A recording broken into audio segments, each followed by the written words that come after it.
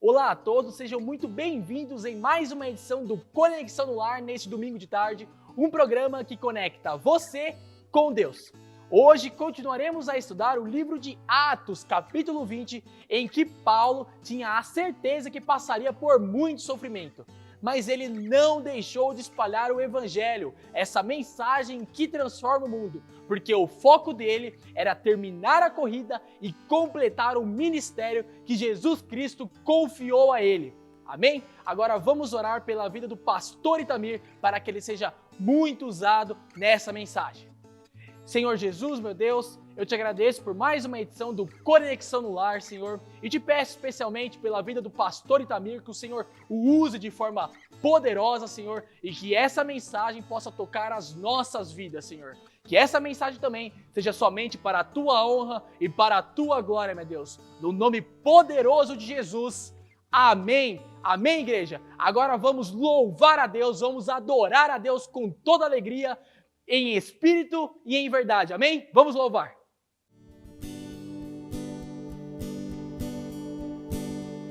Não existe nada melhor do que ser amigo de Deus, caminhar seguro na luz, desfrutar o seu amor, ter a paz no coração, viver sempre em comunhão e assim perceber a grandeza e o poder de Jesus, meu bom pastor.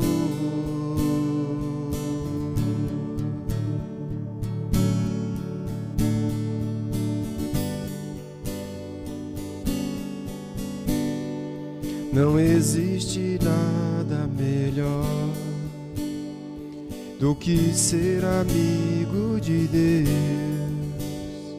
caminhar seguro na luz, desfrutar o seu amor,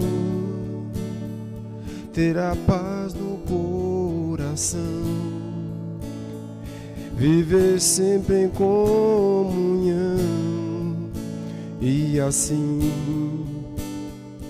perceber a grandeza e o poder de Jesus, meu bom pastor. Ter a paz no coração, viver sempre em comunhão e assim perceber a grandeza e o poder de Jesus, meu bom pastor, de Jesus, meu bom pastor.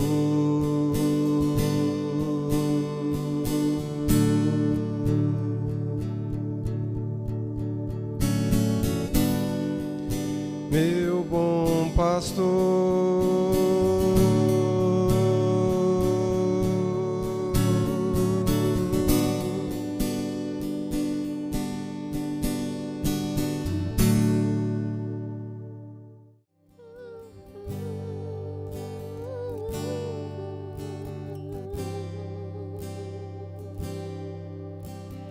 vem, Senhor, minha vida oferecer como oferta de amor e sacrifício. Quero minha vida a te entregar como oferta viva em teu altar. Mais uma vez. Vem, Senhor, e a vida oferecer como oferta de amor e sacrifício. Quero minha vida a te entregar como oferta viva em teu altar. Pois pra te adorar foi que eu nasci. Cumpre em mim o teu querer, faça o que está em teu coração, e que a cada dia eu queira mais e mais estar ao teu lado, estar ao teu lado, Senhor. Pois pra te adorar foi que eu nasci. Cumpre em mim o teu querer, faça o que está em teu coração, e que a cada dia eu queira mais e mais estar ao teu lado, estar ao teu lado, estar ao teu lado, Senhor.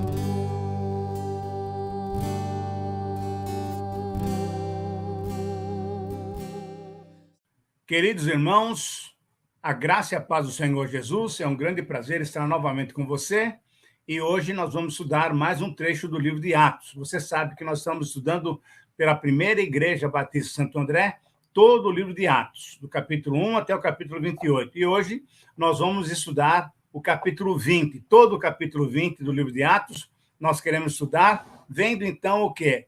As marcas de um ministério vitorioso. A partir daí, vamos perceber como é que nós também podemos ter um ministério vitorioso. Vamos começar, então, estudando o texto, mas primeiro eu quero fazer uma introdução, lembrando que, no presente capítulo, Paulo mostra que tinha uma razão especial para ir até Jerusalém. Ele queria levar a oferta levantada nas igrejas da Macedônia e da Acaia. Por quê? Porque os cristãos de Jerusalém estavam passando por um momento muito difícil.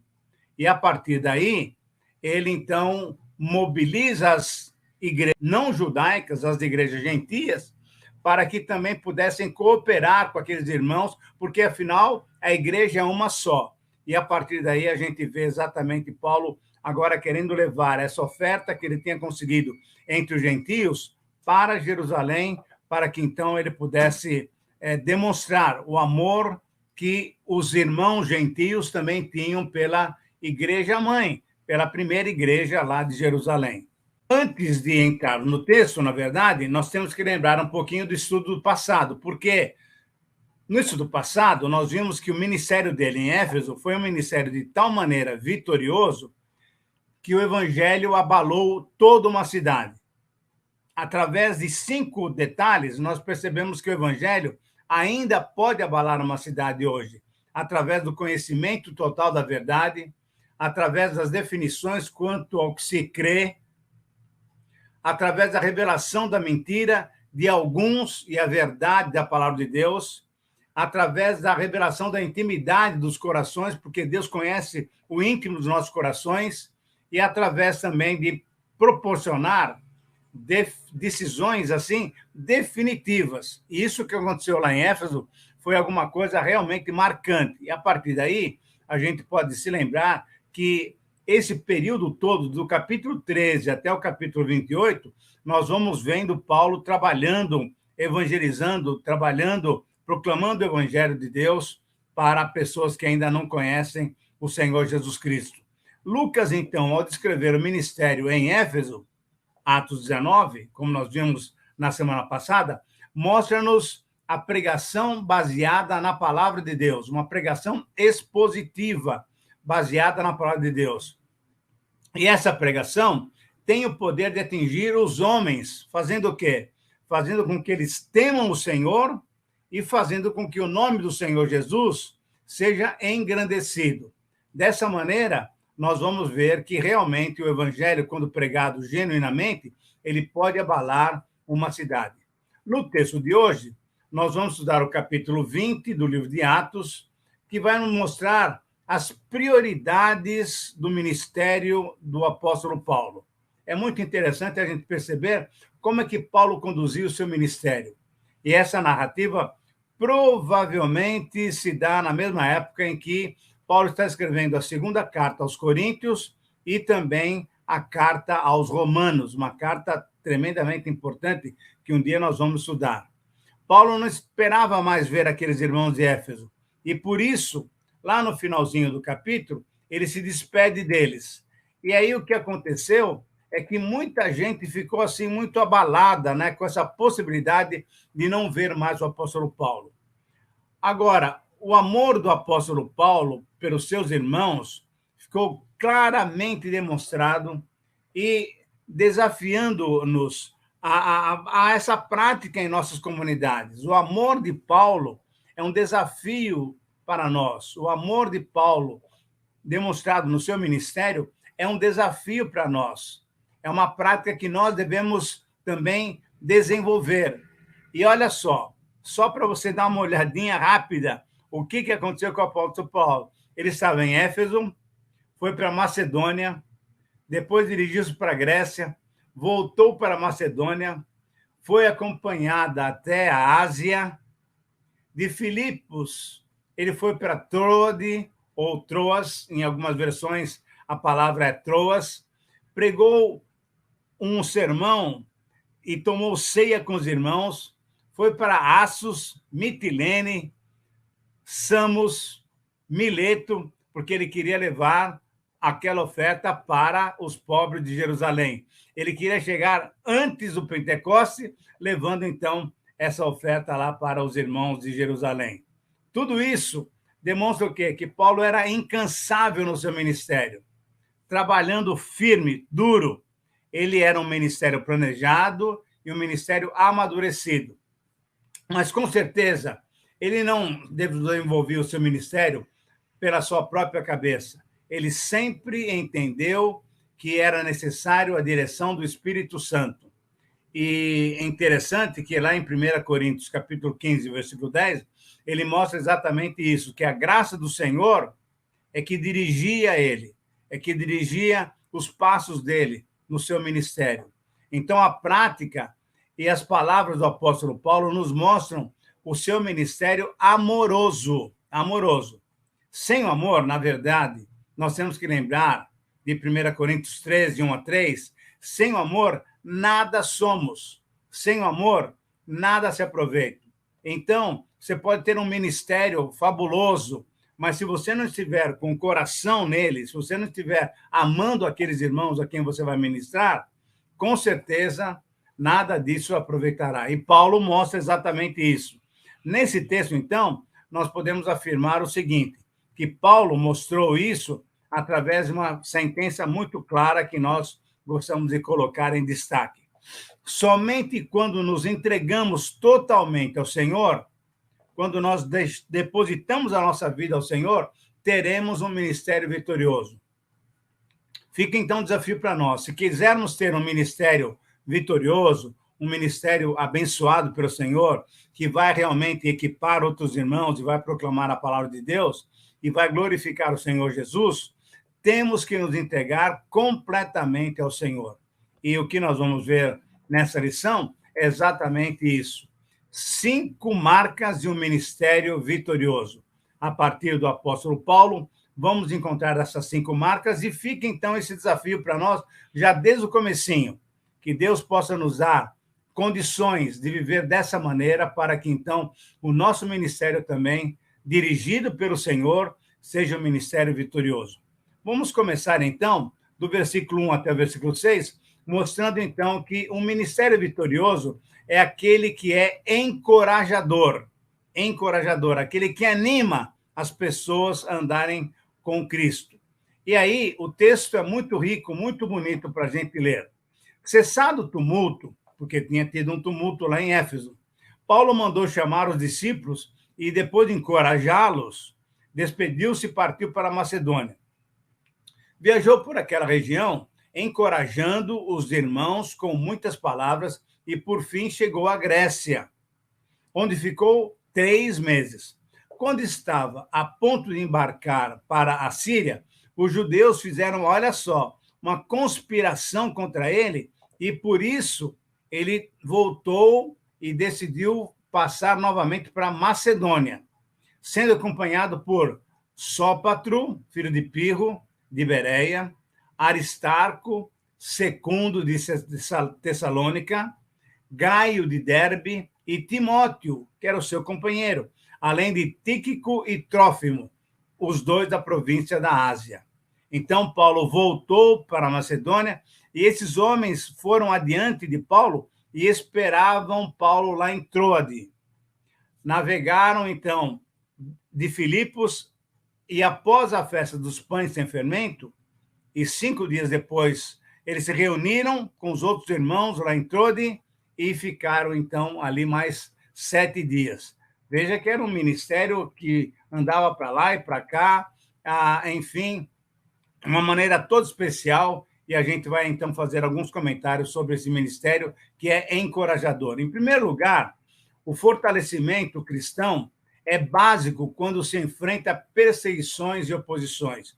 E o que Paulo encontrou lá em Éfeso foi exatamente isso, perseguição e oposição. E, a partir daí, então, o que nós encontramos é exatamente isso. Quando Paulo percebe que há uma certa situação contra ele, ele faz uma decisão importante. Por isso que o Senhor tem nos dado sabedoria. Ele volta pela Macedônia e é acompanhado por vários irmãos para que, então, ele chegasse novamente àquele propósito que ele tinha de chegar até Jerusalém.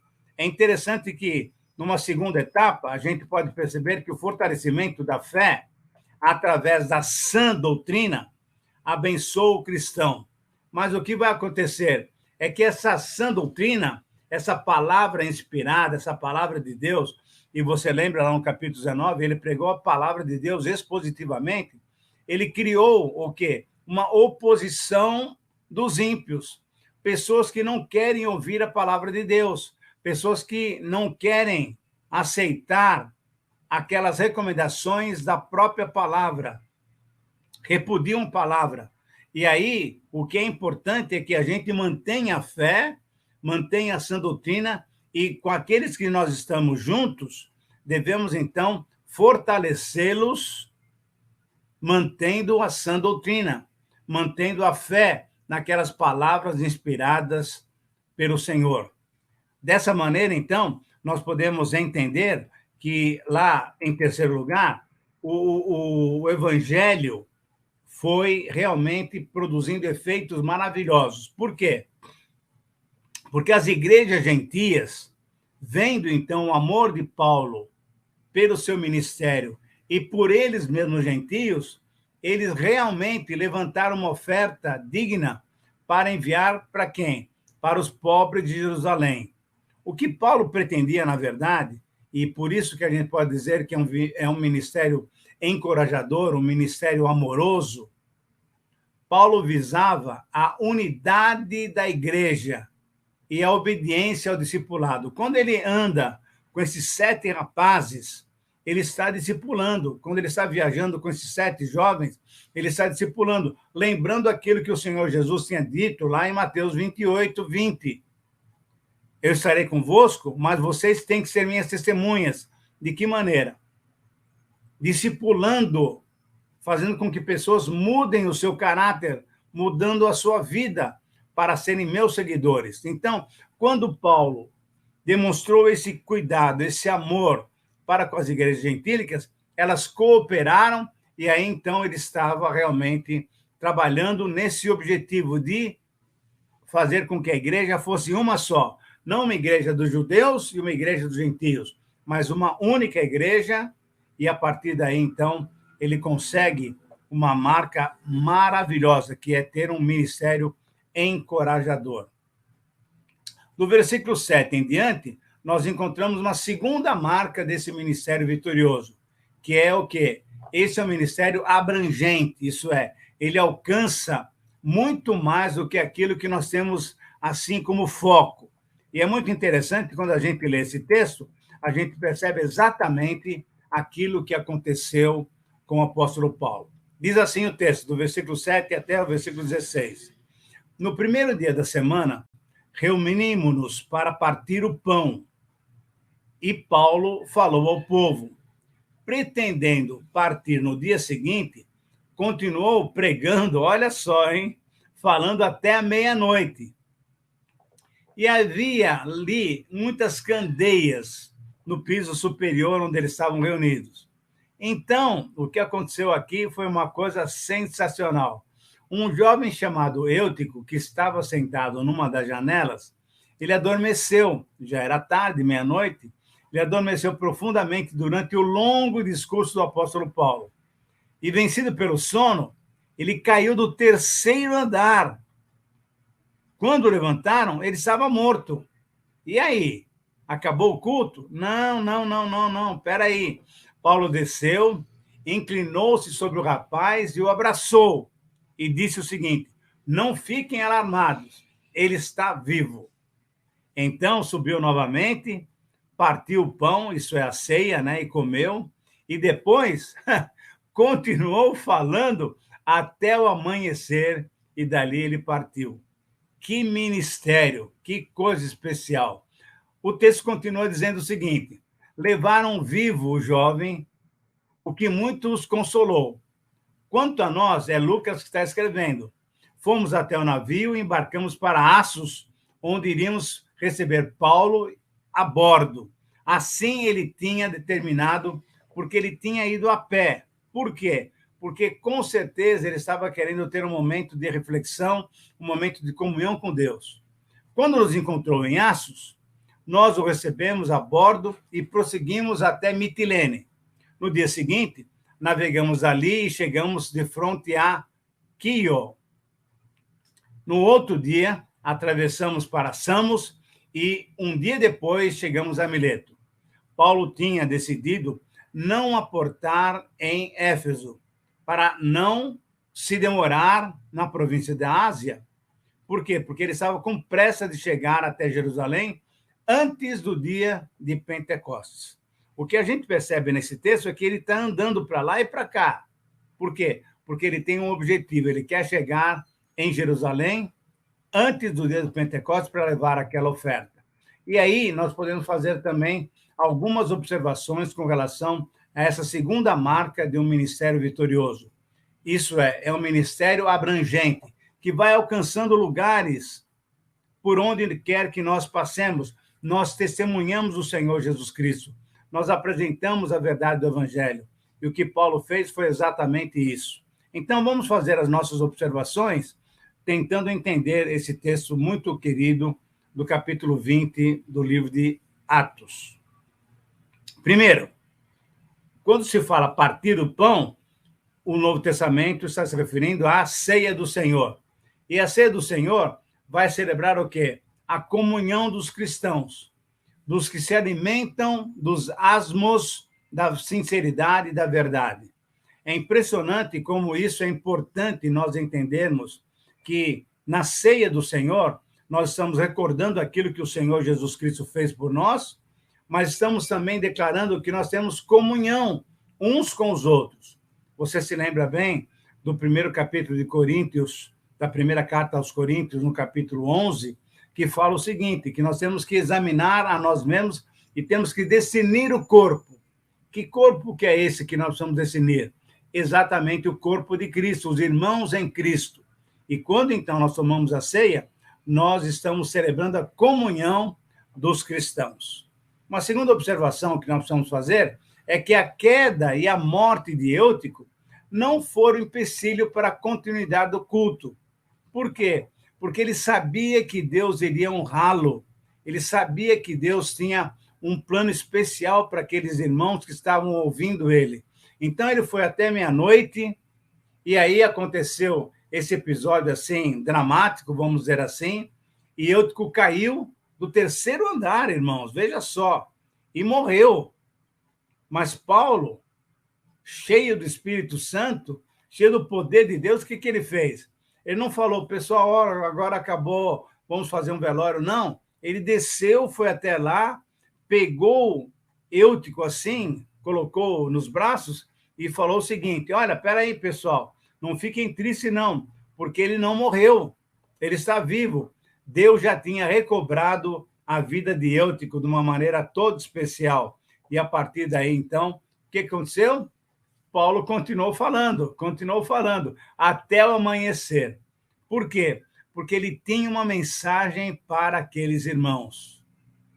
Será que nós, em meio a situações adversas, continuamos com essa palavra testemunhando?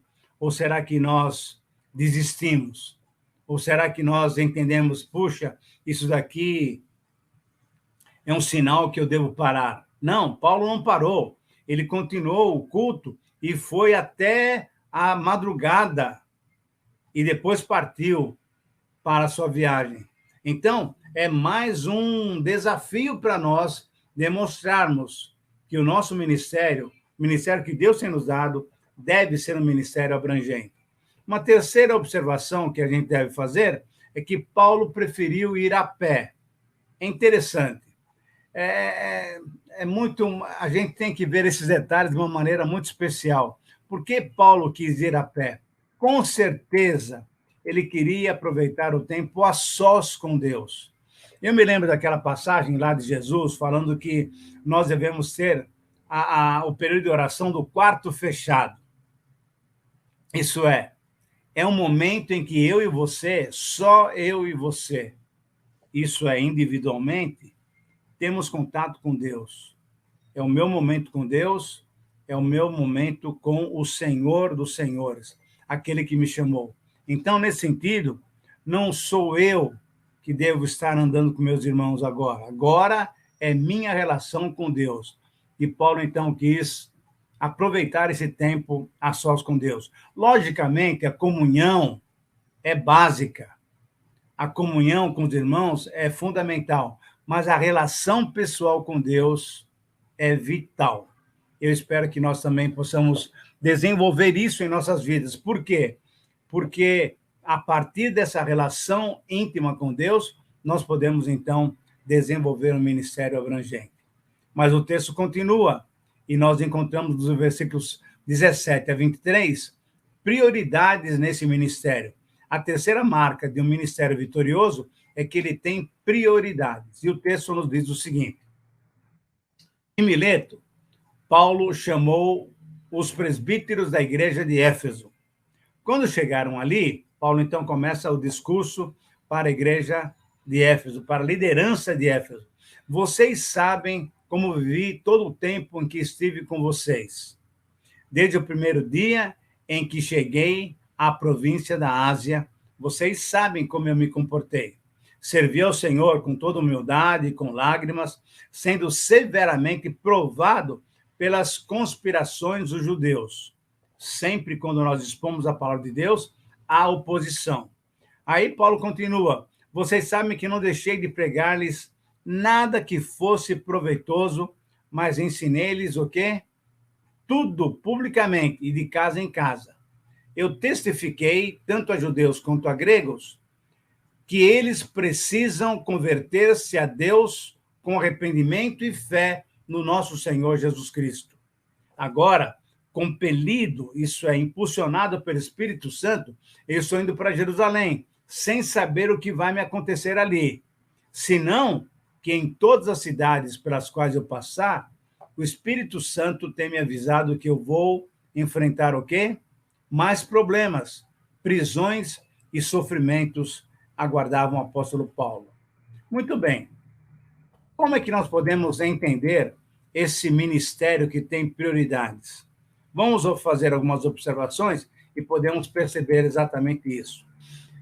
Nós precisamos, primeiramente, priorizar a nossa relação com Deus. Com Deus.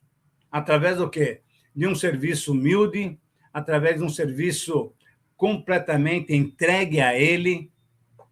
Você lembra que Paulo, então, está falando para aqueles irmãos que eles sabem como ele viveu durante os tempos que ele ficou lá na Ásia, lá em Éfeso. Ele viveu de uma maneira excelente, uma maneira completamente entregue ao Senhor.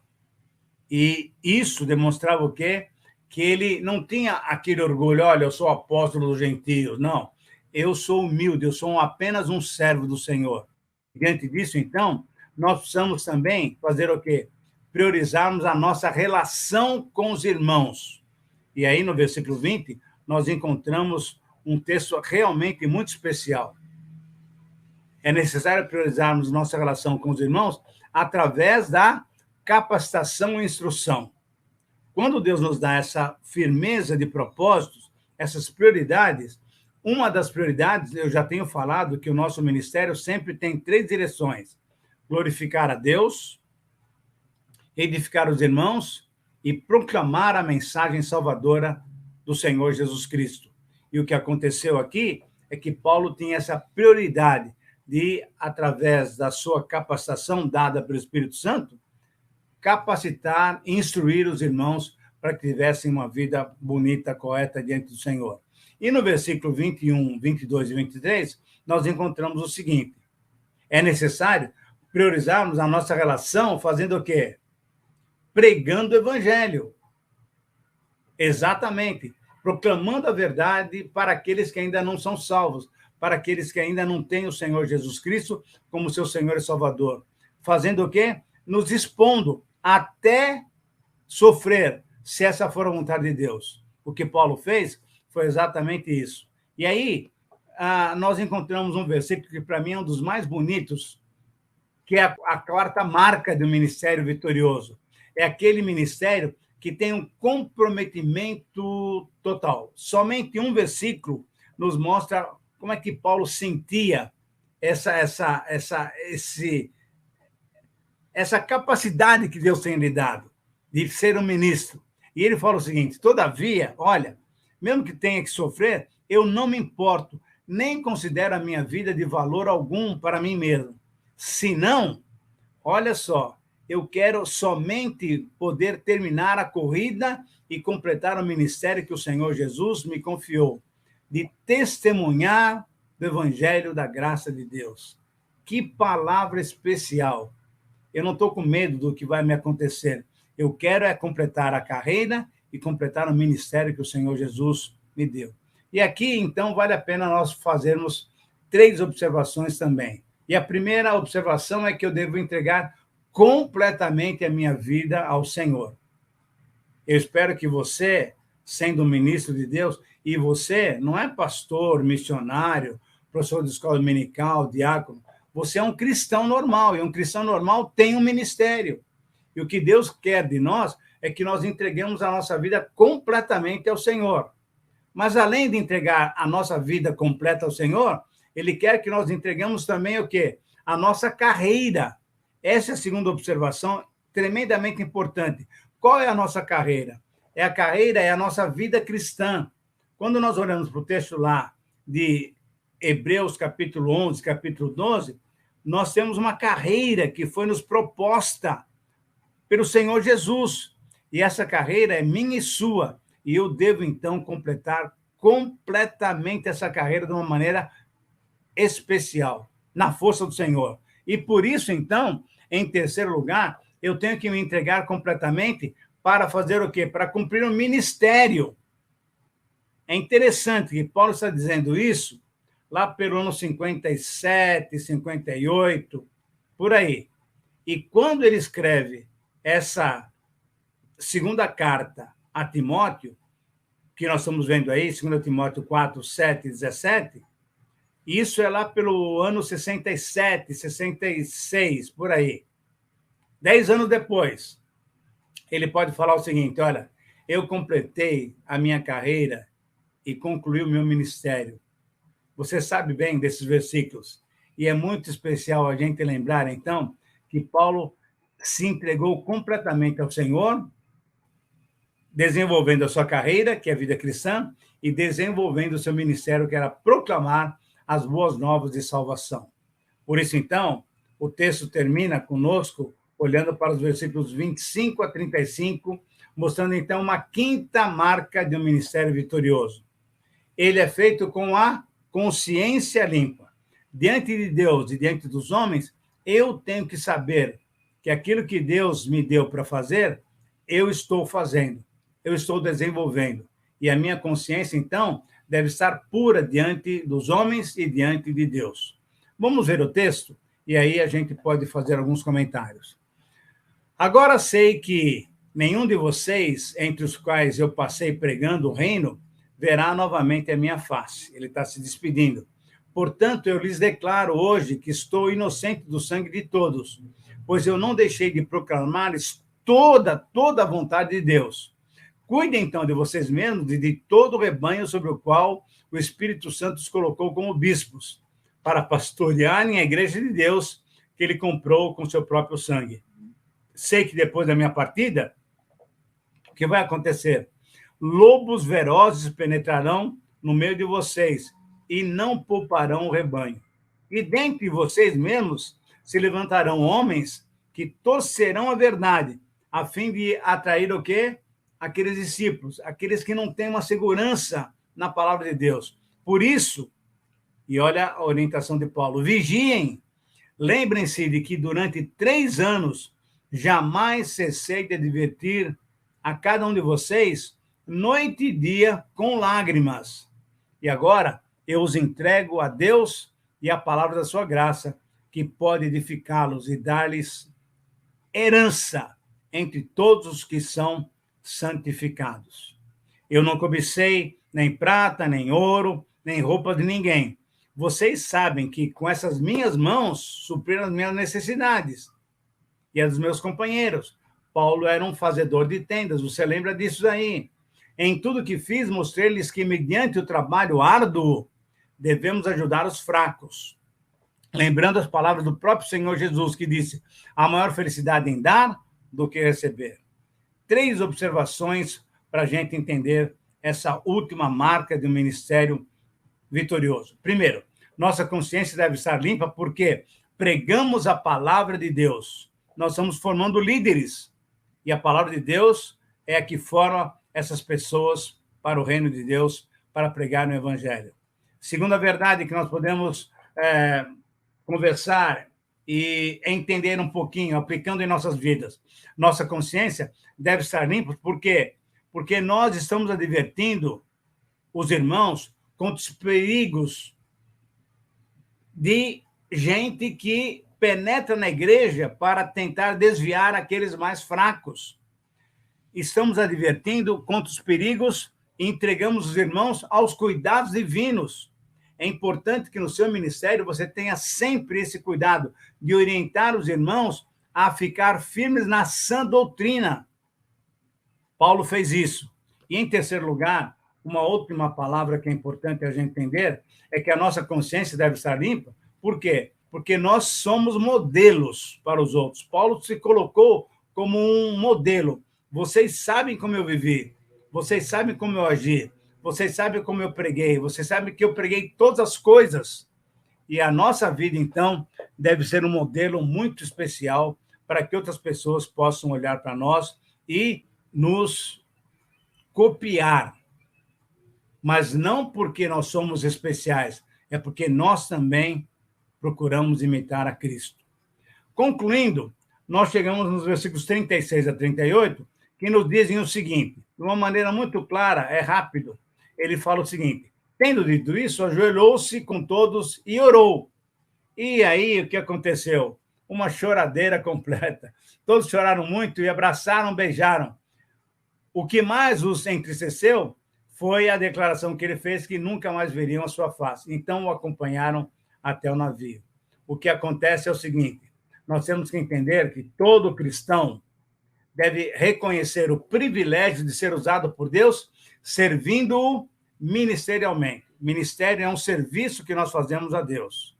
O verdadeiro cristão sabe que o seu ministério é servir o Senhor, servir a Deus, glorificando-o, edificando os irmãos e proclamando as boas novas do Evangelho para aqueles que ainda não são salvos. O verdadeiro ministro depende da direção divina para desenvolver o seu ministério. E agora algumas perguntas para que você possa refletir sobre a sua vida mesmo. Você tem certeza de qual é o ministério que Deus tem lhe dado? Você está disposto a atender o chamado divino? São perguntas que só você, diante de Deus, pode responder. Estamos nós dispostos a entregar as nossas vidas completamente ao Senhor?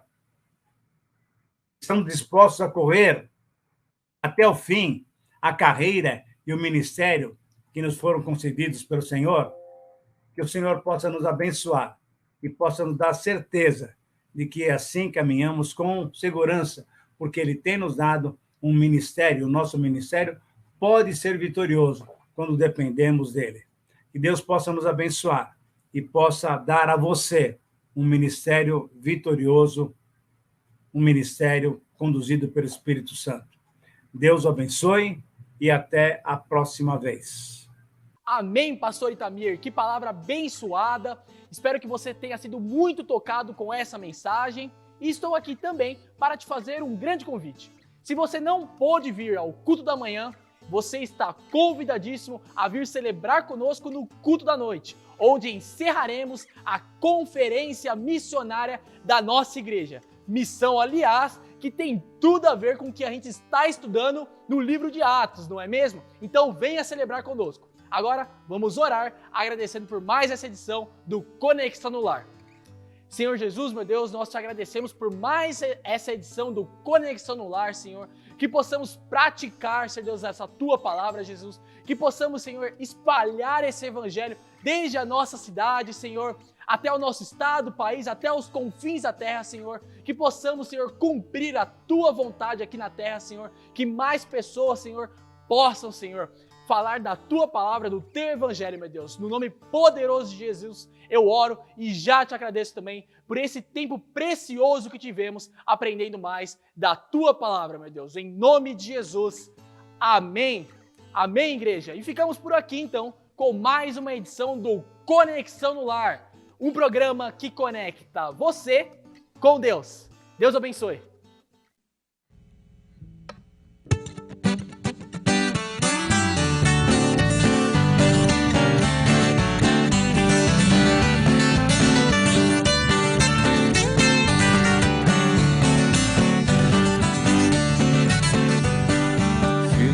Promessas do meu Salvador, cantarei louvores ao meu Criador, fico na dispensação do seu amor, firme nas promessas de Jesus. A igreja,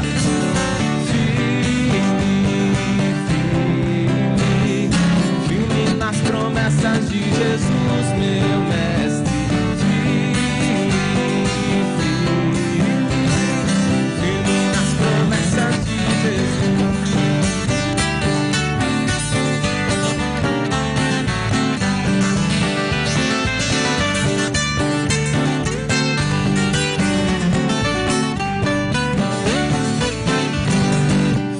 Nas promessas e de não falhar, quando as tempestades vêm me atolar, pelo pé do Cristo hei de batalhar, firme nas promessas de Jesus,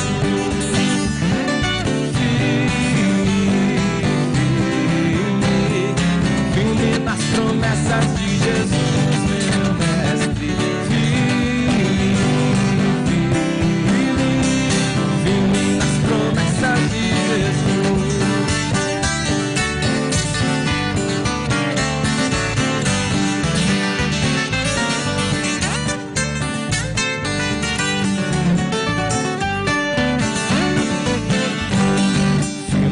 Promessas do Senhor Jesus.